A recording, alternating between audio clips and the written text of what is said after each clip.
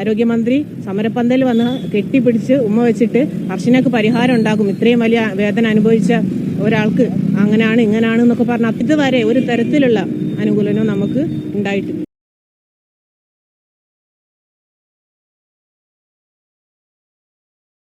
Sir, ഹർഷിനിയുമായി ബന്ധപ്പെട്ട ആദ്യത്തെ പ്രശ്നം ഏത് വർഷം 2014 2017 ഇത് കത്രിക അകത്ത് വെച്ചത് എന്നുള്ളതായിരുന്നല്ലോ. അപ്പോ അത് ഡോക്ടർമാർക്ക് അത് കണ്ടുപിടിക്കാൻ കഴിഞ്ഞില്ല, പല പരിശോധനകൾ നടത്തി.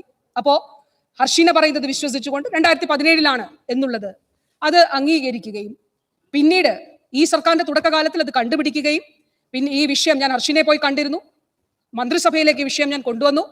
ബഹുമാനപ്പെട്ട മുഖ്യമന്ത്രിയുടെ അനുവാദത്തോടെ ബഹുമാനപ്പെട്ട CM ഇക്കാര്യം അറിയിച്ചപ്പോൾ മന്ത്രിസഭയിലേക്ക് വെക്കാനായിട്ട് ബഹുമാനപ്പെട്ട CM നിർദ്ദേശം നൽകി.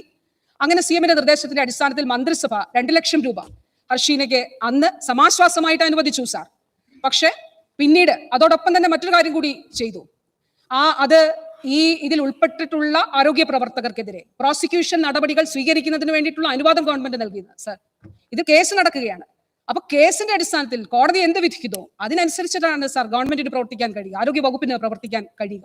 അപ്പൊ അതിൽ നമ്മൾ ചെയ്യേണ്ടതായിട്ടുള്ള ഒരു ഉത്തരവാദിത്തപ്പെട്ട സർക്കാർ എന്നുള്ള നിലയിൽ ചെയ്യേണ്ടതായിട്ടുള്ള കാര്യങ്ങൾ ആ നിലയിൽ ചെയ്തിട്ടുണ്ട് എന്നുള്ളത് പറയട്ടെ സാർ.